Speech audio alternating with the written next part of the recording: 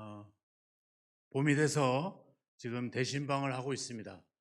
아직 일정을 잡지 못하신 분들은 속히 일정을 잡아서 함께 이야기도 나누고 말씀도 나눴으면 좋겠습니다. 지난주에 어느 장로님 댁에 잠시 신방을 하고 이제 날씨가 따뜻해서 밖에 마당을 잠시 둘러보았습니다. 열심히 전지도 하시고 또 감나무 밑에 퇴비도 이렇게 놓으시고 그래서 봄을 준비하는 그 열심을 제가 또 보게 됐는데 놀라운 걸 발견했어요. 거름을 주고 또 낙엽이 다 썩어 있고 아주 그냥 땅이 다 폐허처럼 이렇게 보였는데 그 꽃 뿌리를 좀 본다고 하셔서 장로님이 그 거름과 그 낙엽을 탁 치웠더니 거기에 뭐가 새싹이 아주 파란 새싹이 쫙 올라와 있더라고요.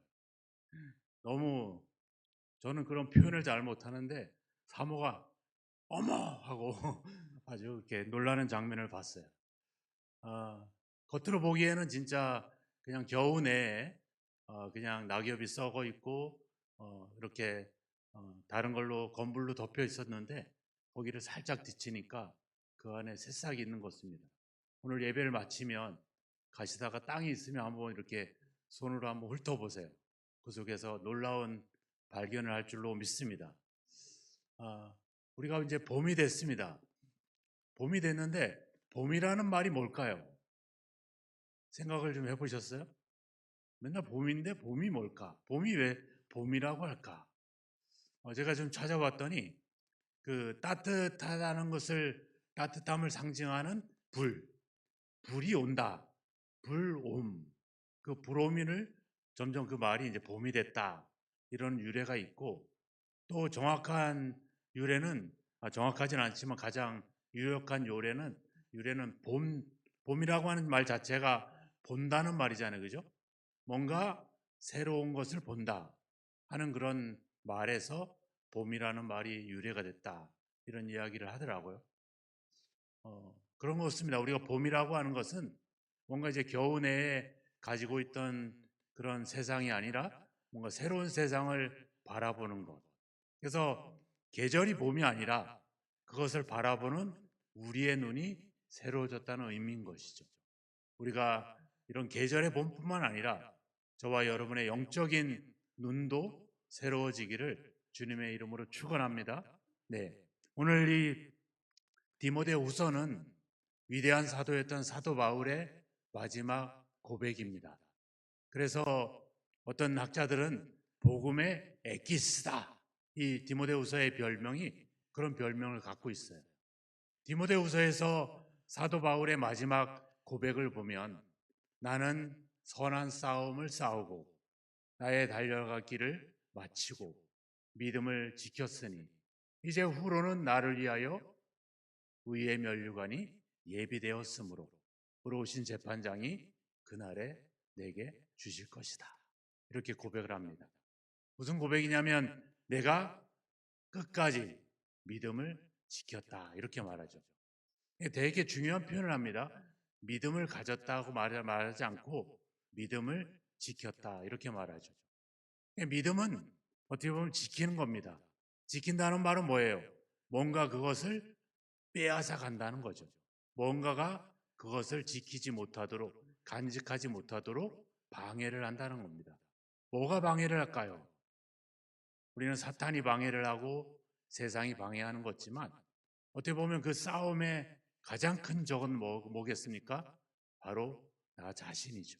나와 내가 가지고 있는, 즉 내가 예수를 믿기 이전에 가지고 있었던 옛사람과 또 예수님을 통해서 새로운 생명을 얻은 세 사람 사이의 싸움, 이 영적인 싸움, 이 싸움에서 우리는 그것을 지켜야 된다.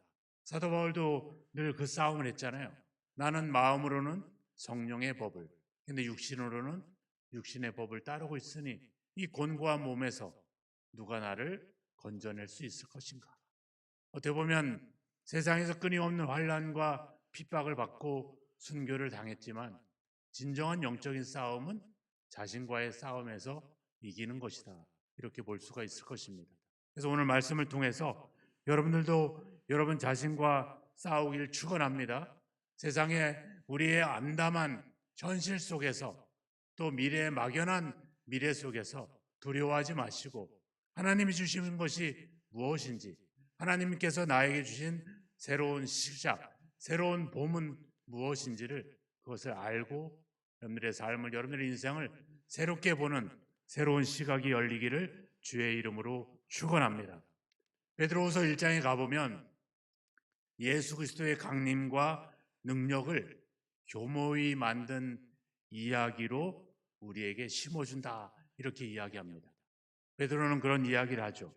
즉 우리 그리스도인들로 하여금 하나님의 예수님의 능력과 예수님의 그 구원을 가지고 살아가지 않고 그것을 이상한 이야기로 만들어서 우리 속에 심어줌으로 우리를 영적으로 침체에 빠지게 한다, 이렇게 우리에게 경고를 하기도 했습니다.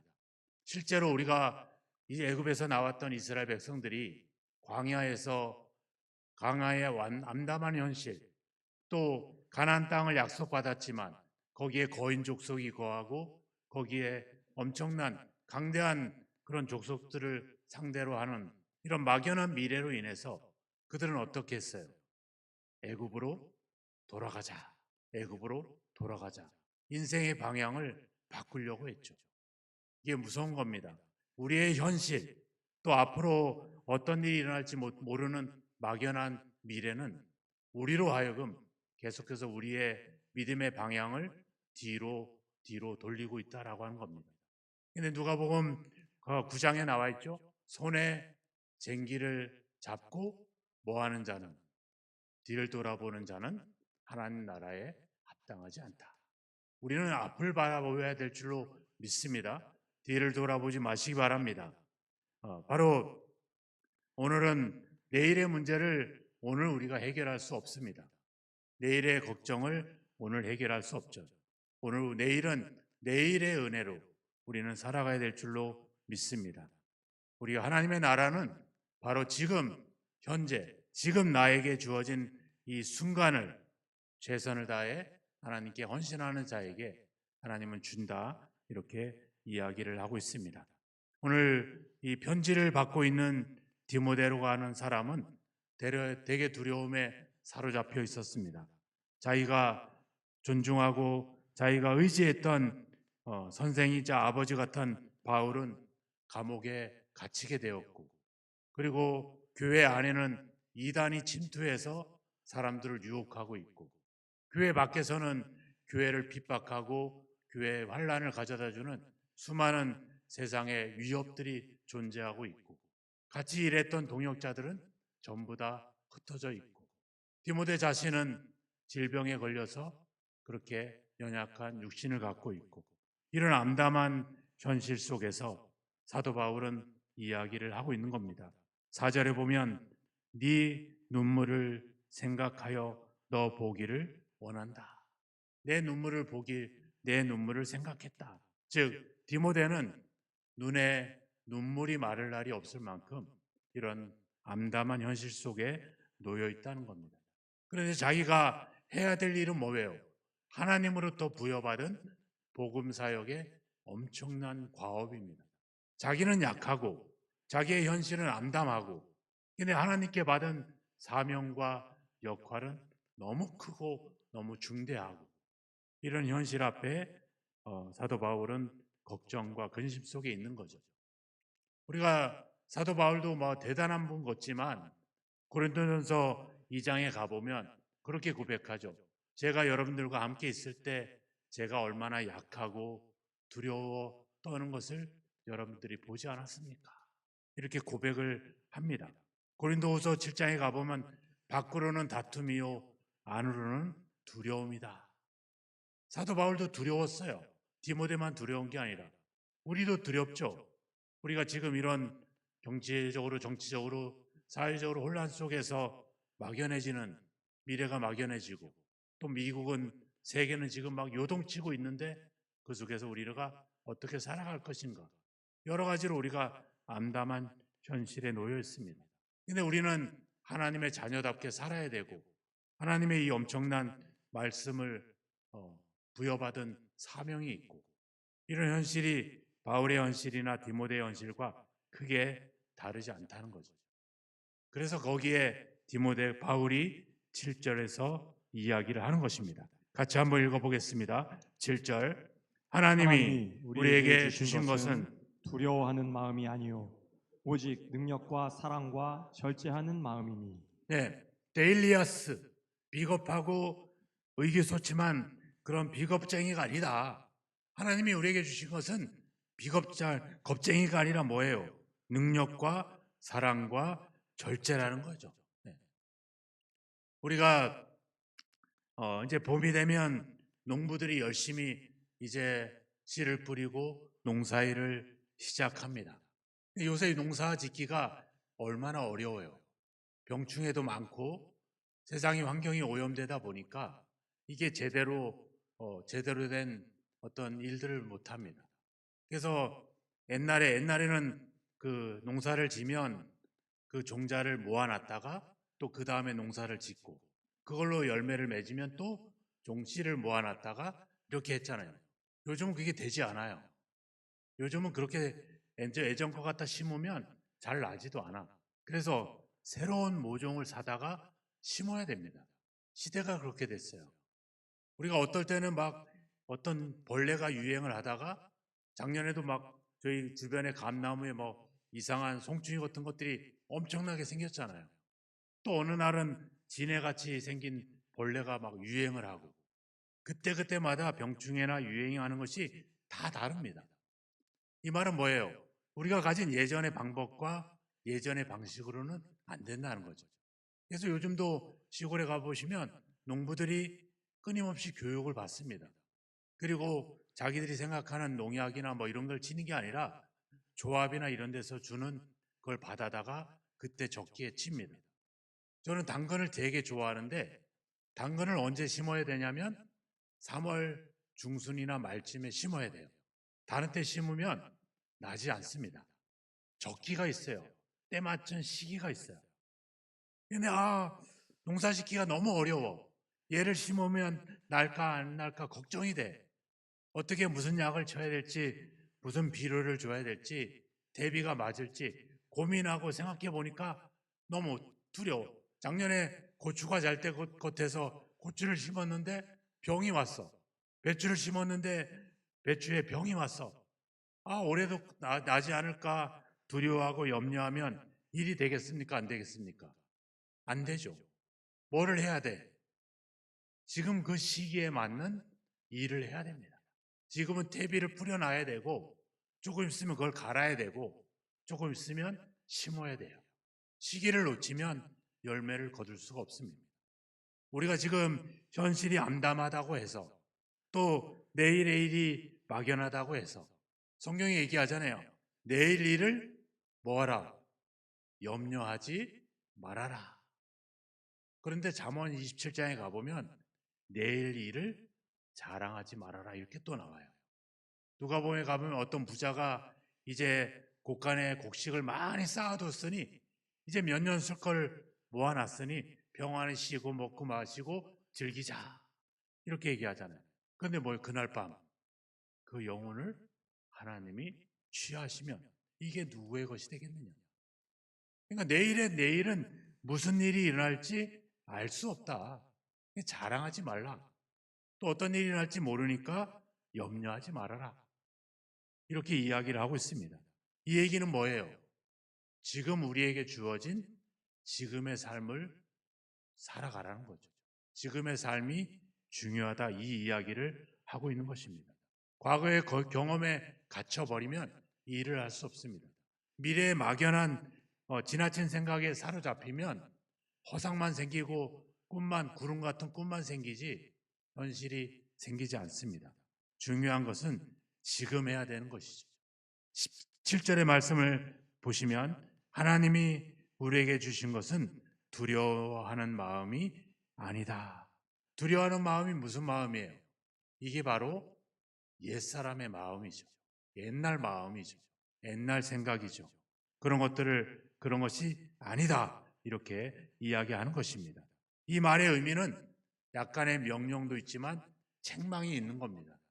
우리가 옛 생각에 사로잡히고 지나간 일에 사로잡히는 것.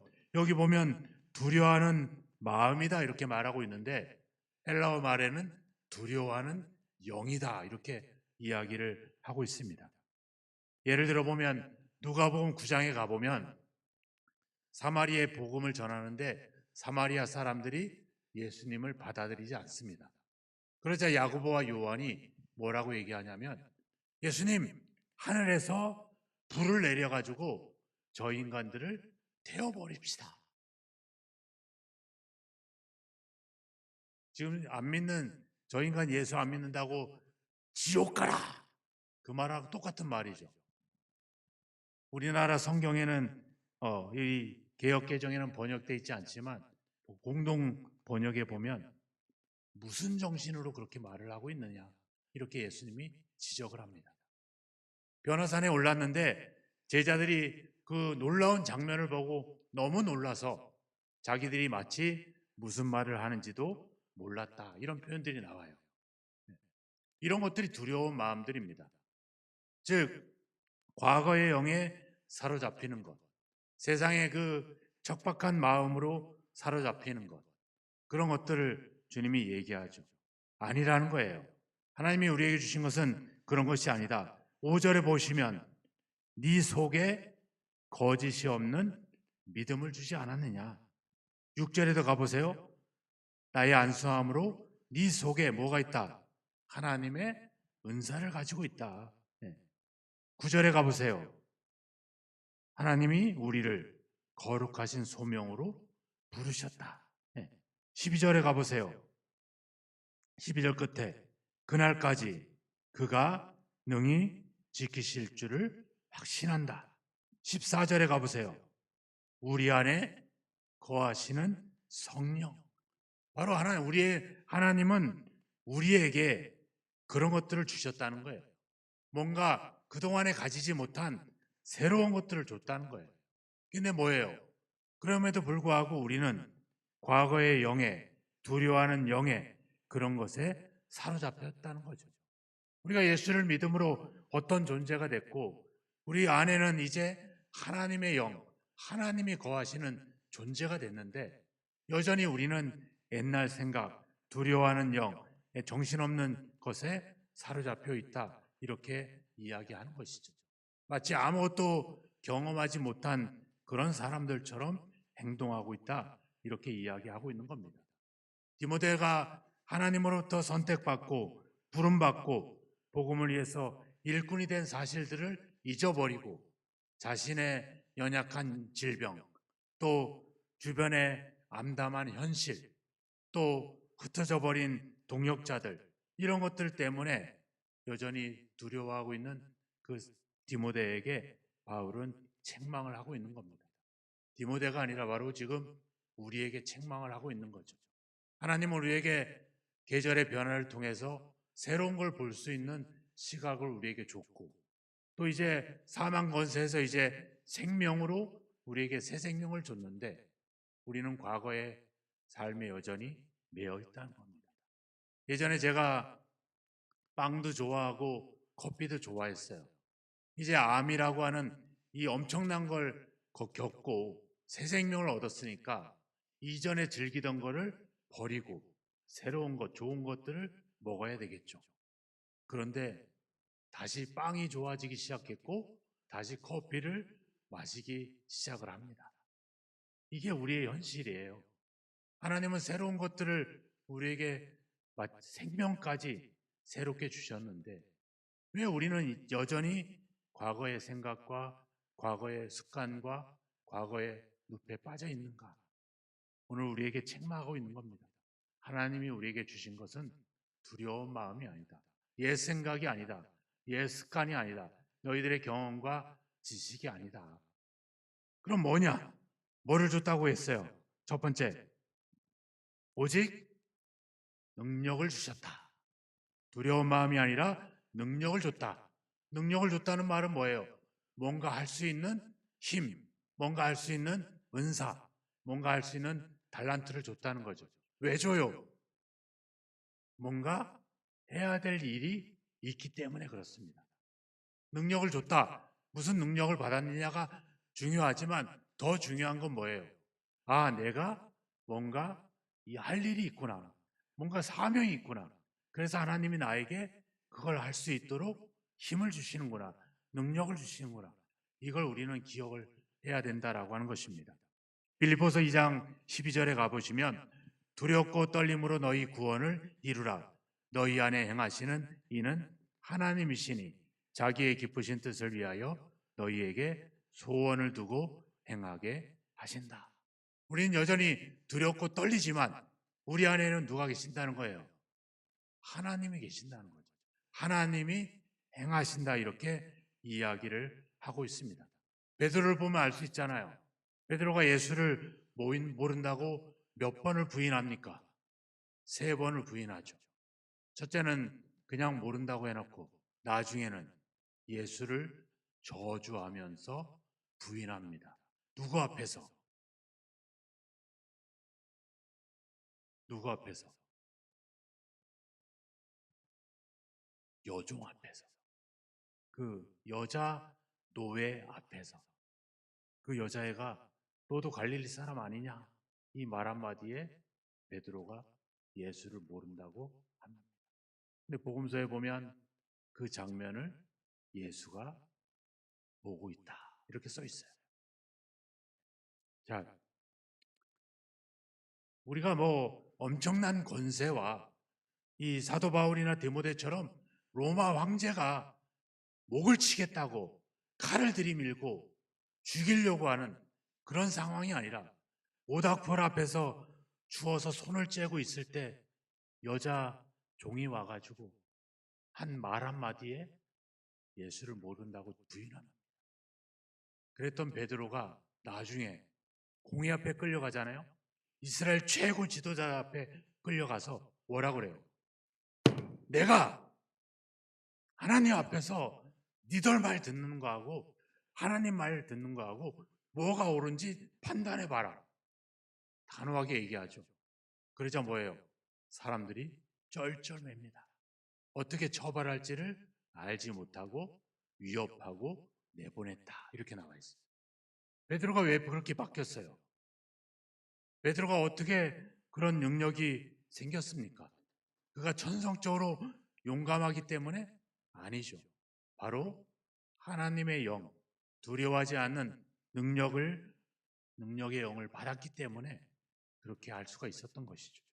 바로 우리 안에 그분이 계십니다. 우리 안에 그분의 능력이 있습니다. 뭐를 두려워하고 뭐를 무서워할 이유가 뭐가 있겠습니까? 두 번째 뭐를 줬어요? 오직 무슨 마음? 사랑 마음. 사랑을 줬다. 그죠? 사랑을 줬다. 아니, 두려움과 사랑이 뭔 관계냐는 거죠. 두려울 때 우리에게 필요한 건 뭐예요? 용기죠. 힘이죠. 근데 왜 사랑을 주셨나? 왜 그 용기가 아니라 희망과 뭔가 비전이 아니라 사랑이라고 말했을까? 자, 두려움의 본질은 뭐겠습니까? 왜 두려워해요? 누군가가 나를 해칠 것 같아서 두려워하는 거예요. 우리가 아이들이 있는데 아이들이 거짓말을 해요, 안 해요? 해요. 애들은 순수한 게 아니에요. 애들은 거짓말을 합니다. 왜 거짓말을 해요? 부모가 막 야단치면 거짓말해요. 숙제 안 해놓고 또 숙제했다래. 왜 그럴까요?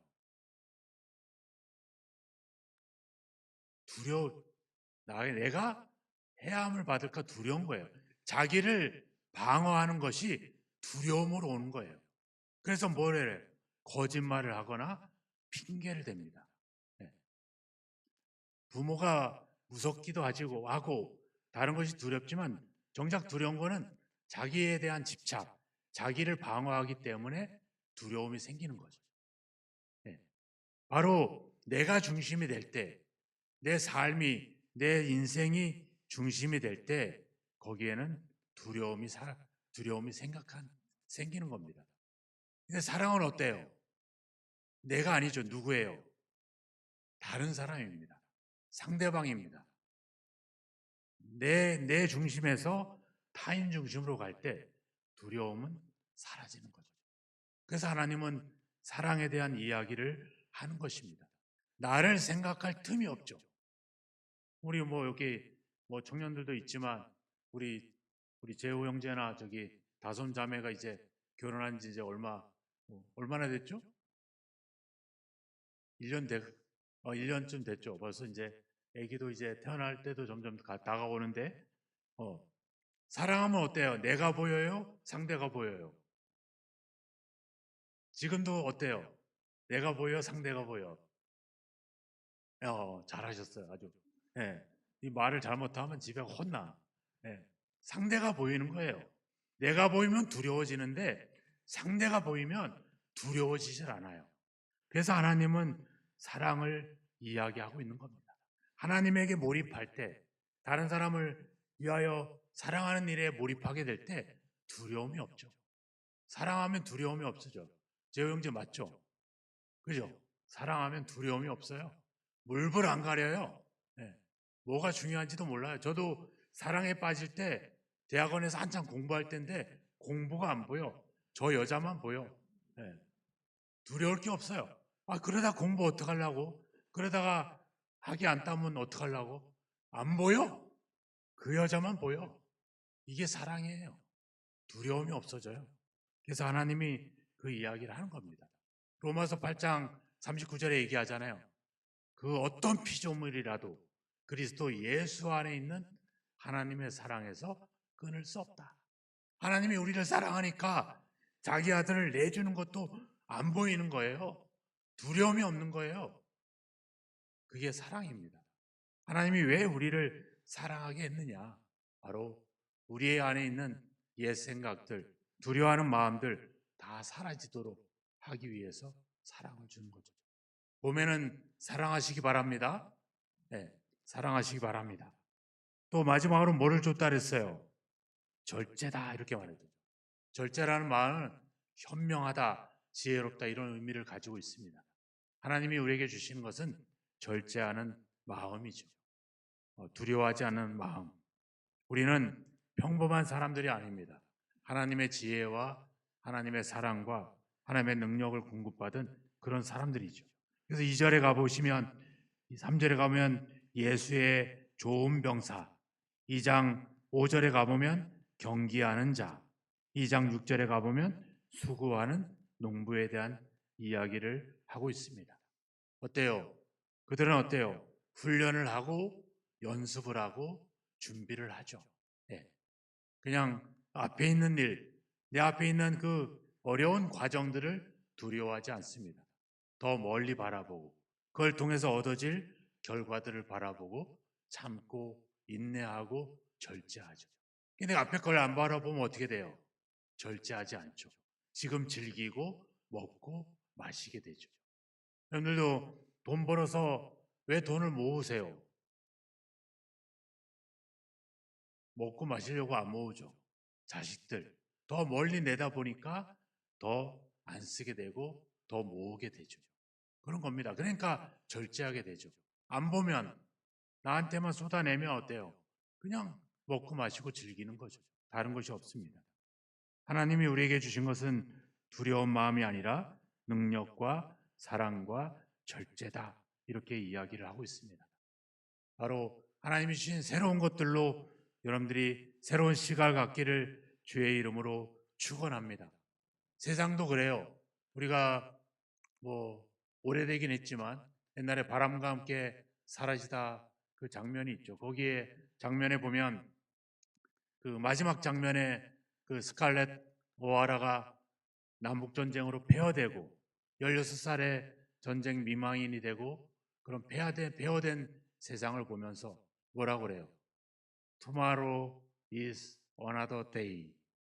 이걸 요즘 멋있게 번역했잖아요. 내일은 내일의 태양이 떠오른다. 네. 세상 사람들도 폐허된 걸 보면서 폐허를 보는 게 아니라 그 너머를 바라보고 있죠. 우리가 BTS 노래 중에 그런 노래가 있잖아요. 내일이 오지 않을지라도 오늘을 살자. 네. 세상 사람들도 오늘 현실을 암담한 현실에서 좌절하고 실망하지 않고 내일을 보면서 또 멀리 보면서 살아갑니다. 근데 우리는 그런 시각뿐만 아니라 그런 능력과 그런 사랑과 그런 절제들, 그 영을, 이게 그 영이 누구예요? 바로 하나님의 영이죠. 하나님의 마음, 하나님을 우리에게 주셨다, 이렇게 말하고 있습니다. 그럼 우리가 앞에 있는 현실 또 막연한 미래에 대해서 두려워할 것이 아니라 바로 주어진 삶에 더 집중하고 더 살아가는 것이 필요하죠. 옛날 사자성어 중에서도 우보천리라는 말이 있잖아요. 황소의 걸음이 천리를 간다. 우리가 갑자기 하나님 나라에 가는 게 아니라 지금 주어진 삶을 성실히, 즉 세상의 그 어떤 일들로 흔들리지 않고 막연한 것 때문에 두려워하지 않고 지금 나의 주어진 삶을 성실히 살아갈 때, 집중할 때 그 걸음이 바로 하나님의 일을 이루어내는 것입니다. 예수님이 그렇게 하셨잖아요. 사순절 이 시기에 우리의 구원과 우리의 생명을 위해서 십자가를 지고 한 걸음 한 걸음 내디디셨습니다. 조롱과 핍박과 환난과 죽음이 있지만 십자가를 지고 묵묵히 어린 양과 같이, 도살장에 끌려가는 어린 양과 같이 그렇게 묵묵히 한 걸음 한 걸음 갔죠. 바로 우리에게 그게 필요합니다. 사도 바울이 나의 달려갈 길을 마치고 믿음을 지켰다. 갑자기 완성된 제후가 아니라 한 걸음 한 걸음 내딛어서 만들어낸 믿음의 싸움이었다는 것입니다. 지금 나에게 주어진 삶에 집중하지 않고 그 역할에 최선을 다하지 않으면 내일은 없고 또 다른 일은 없습니다. 오늘 나에게 주어진 일부터, 내가 할 수 있는 일부터, 내가 해야 될 일부터 한 걸음씩 나아가시기를 주의 이름으로 축원합니다. 하나님이 주신 두려운 마음이 아닌 능력과 사랑과 절제의 시각으로 새롭게 세상을, 나의 인생을 바라보는 새로운 시각이 생기시기를 주의 이름으로 축원합니다. 그동안의 과거의 생각과 현실 속에서 갇혀있던 시각을 이제 새로운 하나님의 약속에 의지해서 새롭게 바라보시기를 주의 이름으로 축원합니다. 겨울로 바라봤던 시각에서 이제 봄을 바라보는 시각으로 바뀌어지기를 주의 이름으로 축원합니다. 왜? 우리가 좋은 사람이고 우리가 강한 사람이 아니라 바로 우리 안에 그 하나님의 영이, 그리고 우리 안에 하나님이 계시기 때문에 그렇습니다. 우리가 어떤 존재고 또 하나님이 우리를 어떻게 변화시켰는지를 기억하시고 과거의 늪에서 벗어나시고 하나님과 함께 날마다 새로운 시각, 새로운 시간을 맞이하시는 저와 여러분이 되기를 주의 이름으로 축원합니다. 하나님이 나에게 주신 것은 무엇인가 고민하고 생각하시기 바랍니다. 6절 마지막 끝에 다시 불릴 듯 하게 하기 위하여 너로 생각하게 한다, 이렇게 말하고 있습니다. 하나님이 나에게 주신 것은 무엇인가를 깊이 생각하시고 새로운 무언가 같이 여러분들의 인생도 새 봄을 맞이하시기를 주님의 이름으로 축원합니다. 기도하겠습니다. 함께 기도합시다. 하나님이 주신 새로운 마음, 새로운 시각으로 인생을 살아가게 하옵소서. 두려워하지 않고 하나님의 그 능력과 사랑과 절제의 마음, 하나님의 마음으로 살아가게 해 주옵소서. 우리도 이제 우리 삶에, 우리 믿음에 새 봄을 맞이하게 하옵소서. 함께 기도하겠습니다. 하나님 아버지 감사합니다. 우리에게 새로운 시간과 새로운 계절과 새로운 마음과 나 온통 새로운 것으로 우리에게 충만하게 주셨음에도 불구하고 우리의 눈이 여전히 옛 것에, 옛 사람의 현실에 갇혀져 있습니다. 하나님 아버지, 우리의 안에 성령께서 우리로 하여금 새로운 시각을 갖도록 도와주옵소서. 우리로 하여금 하나님의 약속을 바라보게 하옵소서. 우리로 하여금 우리 자신이 아닌 타인을 보게 하시고 하나님을 보게 하시고 우리에게 주어진 역할과 삶을 보게 하여 주옵소서. 오늘도 아버지 적기에 씨를 뿌리게 하여 주옵소서. 생각에 사로잡히지 않게 하시고 하나님 아버지, 우리의 해야 될 역할들 성실히 감당하며 한 걸음 한 걸음 나아갈 수 있도록 우리를 이끄시기를 간절히 원하고 소망합니다. 주님을 바라봅니다. 주님을 의지합니다. 우리로 아버지 쓰여 주시고 그 일들을, 그 능력을 끊임없이 우리 가운데 아버지 주여 드러내 주시고 나타내 주시고 아버지 통하여 일하여 주옵소서. 믿습니다. 감사합니다. 기대합니다. 하나님 감사합니다. 우리에게 새로운 봄을 주심으로 우리가 새로운 시각으로 새로운 세상을 바라볼 수 있게 하시니 감사합니다. 또 우리 안에 계셔서 우리로 하여금 두려워하지 않고 능력과 사랑과 절제의 마음을 주셔서 성령께서 우리의 마음을 주장하심으로 우리의 삶을 새롭게 하시고자 하는 하나님의 계획하심을 감사합니다. 이제 옛사람에 갇혔던 우리의 생각과 우리의 마음을 내려놓고 겨우내 움츠렸던 그 생각을 접어버리고 아버지와 새로운 시각으로 새로운 마음으로 새 봄을 맞이하게 하여 주옵소서. 우리 암담한 현실, 막연한 미래에 사로잡히지 않게 하시고 오직 하나님이 주신 그 능력과 사랑과 절제의 마음을 가지고 오늘 나에게 주어진 일부터 성실히 믿음으로 감당하는 저희들이 되게 하여 주옵소서. 사순절 기간입니다. 예수님의 그 십자가의 길을 우리가 돌아보면서 우리에게 주어진 십자가를 지고 예수님을 따라 한 걸음씩 주님을 따라갈 수 있는 저희들이 되게 하여 주옵소서. 그래서 이번 봄이 우리에게 새로운 봄이 되게 하시고 인생에 경험하지 못한 새로운 믿음의 봄을 맞이할 수 있도록 인도하여 주옵소서. 예수님의 이름으로 기도하옵나이다. 아멘.